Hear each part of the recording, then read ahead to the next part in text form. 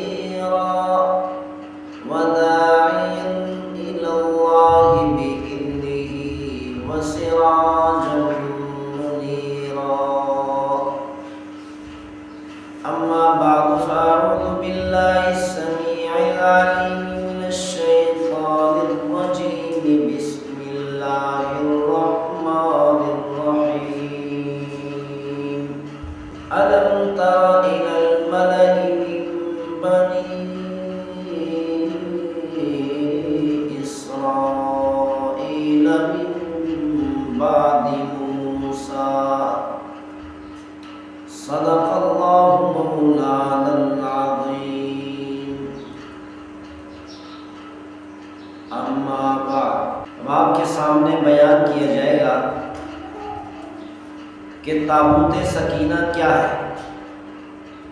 اور تابوت سکینہ کہاں پر دفن ہے۔ مختلف مذاہب کے لوگوں میں لڑائی کیوں ہو رہی ہے؟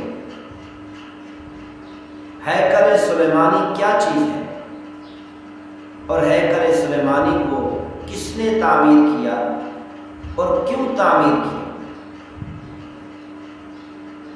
اور یہ بھی بیان کیا جائے گا کہ ہیکل سلیمانی کو تباہ کس نے کیا، آگ کس نے لگائی۔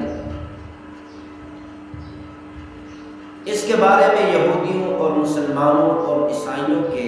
عقائد کیا ہیں، یہ ویڈیو بہت ہی اہم ہے اور اہم ترین معلومات آپ کے سامنے شیئر کی جائیں گی۔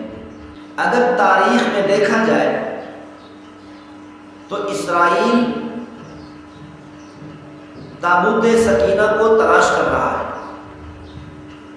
اس جستجو میں ہے کہ کسی طریقہ سے ہمیں تابوت سکینہ مل جائے۔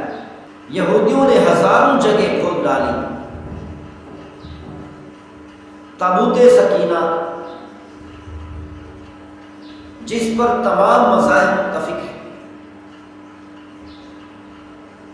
اگر یہودی، عیسائی، مسلمان آپس میں لڑ رہے ہیں، اس کے باوجود بھی تمام مذاہب اس بات پر متفق ہیں کہ تابوت سکینہ کا وجود ہے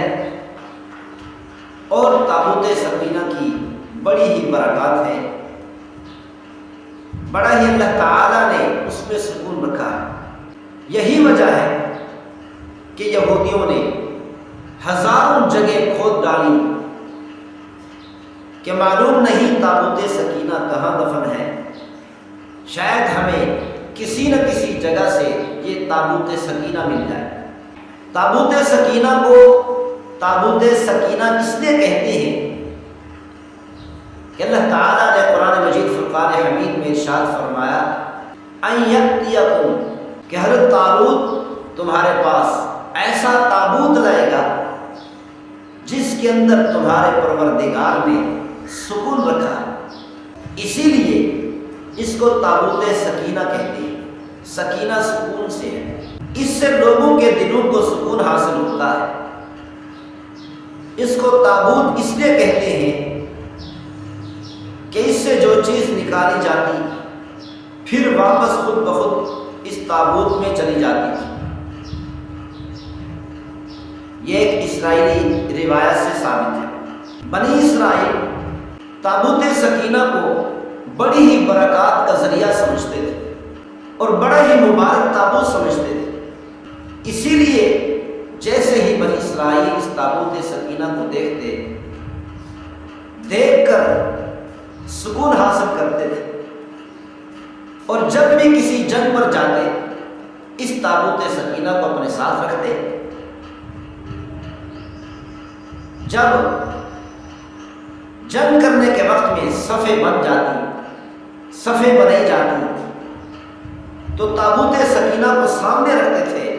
اور ان کا عقیدہ تھا کہ اس تابوت سکینہ کی وجہ سے اللہ تعالی ہمیں فتح عطا فرمائیں گے اور دشمن کو مغلوب کر دیں گے، دشمن کو شکست دے دیں گے۔ جب ان کے ہاتھوں سے، یہودیوں کے ہاتھوں سے یہ تابوت سکینہ چلا گیا تو یہ بڑے مایوس ہو گئے کہ اب ہم سے برکات چلی گئی، اللہ کی طرف سے جو خیر اور بھلائیاں تھیں اس تابوت کی وجہ سے وہ ساری خیر و برکات ہم سے نکل گئی، ساری خیر و برکات ہم سے اٹھ گئی اور ہم اللہ کی رحمت سے بہت دور ہو گئے، اور یہ سمجھنے لگے کہ ہمارے برے دن آ چکے۔ یہودیوں کے عقیدے کے مطابق کہ تابوت سکینہ کو حضرت موسیٰ علیہ السلام نے بنایا تھا اللہ کے حکم سے، اور حضرت موسیٰ علیہ السلام نے وہ پتھر کی لوحیں رکھ دی تابوت سکینہ میں، جو پتھر کی لوحیں حضرت موسیٰ علیہ السلام کو کوہ طور پر اللہ تعالیٰ نے عطا کی تھی، اور ان لوحوں کے اندر بنی اسرائیل کے لیے احکامات لکھے تھے کہ بنی اسرائیل ان احکامات پر عمل کر کے اللہ تعالیٰ کے فرمانبردار بن جائے اور اپنے آپ کو کامیاب بنائے۔ اور اسی طرح حضرت موسیٰ علیہ السلام نے اپنا عصا بھی اس تابوت سکینہ میں رکھا، اور من و سلوہ کا مرتبان برتن جس کے اندر من و سلوہ ہوا کرتا تھا، اس مرتبان کو بھی اسی تابوت سکینہ کے اندر رکھا گیا، جو من و سلوہ اللہ تعالیٰ نے بنی اسرائیل پر حضرت موسیٰ علیہ السلام کے زمانے میں آسمانوں سے اتارا تھا، نہایت ہی مقدس شمار ہوتا تھا۔ اس کو مذہبی رہنما اٹھائے رکھتے تھے، یعنی تابوت سکینہ کو اٹھانے والے مذہبی رہنما ہوتے تھے، اور اس تابوت سکینہ کی حفاظت کے لیے فوج کا ایک مستقل دستہ لشکر ہوا کرتا تھا جو اس تابوت سکینہ کی حفاظت کرتا تھا کہ کسی قسم کا اس صندوق کو، اس تابوت کو کوئی نقصان نہ پہنچ جائے، اور یہ برکت اور فتح کی علامت تھا۔ پھر بنی اسرائیل اللہ تعالیٰ کی نافرمانی کرنے لگے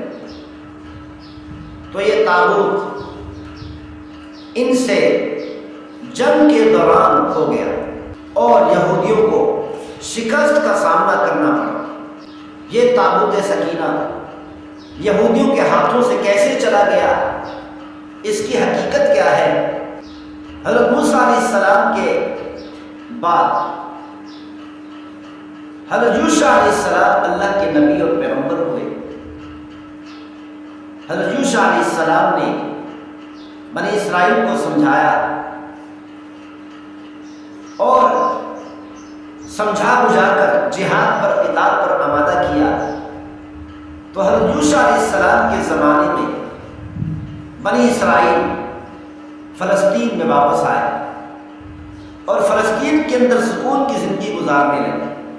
جیسے ہی بنی اسرائیل فلسطین میں پہنچے اور اپنی زندگی گزارنے لگے تو حضرت یوشع علیہ السلام نے ان کے اندر قاضی متعین کر دی، کئی لوگوں کو قاضی بنا دیا، جج بنا دیا، تاکہ ان کے درمیان جو معاملات ہوں، جو ناچاکیاں ہوں، جو ان کے آپس میں تھوڑے بہت جھگڑے ہوں، یہ قاضی ان کے درمیان فیصلہ کرے تاکہ دینی نظام مستقل طور پر اپنے درمیان برقرار رکھ سکے اور اللہ تعالیٰ کے احکامات پر عمل کر سکے اور دین کی نشر و اشاعت کر سکے، اللہ تعالیٰ کے فرمانبردار بنے رہے کہ کہیں ان سے اللہ کی نافرمانی نہ ہو جائے۔ حضرت موسیٰ علیہ السلام کی وفات کے 350 سال بعد تک یہ نظام چلتا رہا، اور انہی قاضیوں میں سے، انہی ججوں میں سے اللہ تعالیٰ جس کو چاہتا نبوت عطا کر دیتا، نبی بنا دیتا، اور نبی بنا کر اللہ تعالیٰ حکم کرتا کہ اس بنی اسرائیل کو میرے احکامات پہنچا دیں۔ یہ سلسلہ چلتا رہا۔ 350 سال کے بعد بنی اسرائیل کے لوگ نافرمان ہونے لگے، اللہ کی نافرمانی میں مبتلا ہونے لگے، کھلا نافرمان بن گئے، اللہ کے باغی بن گئے۔ تو اللہ تعالیٰ نے ان کو سیدھا کرنے کے لیے، ان کو عبرت دینے کے لیے دشمنوں کو مسلط کر دیا کہ مختلف قسم کے دشمن آتے اور ان پر حملہ کرتے۔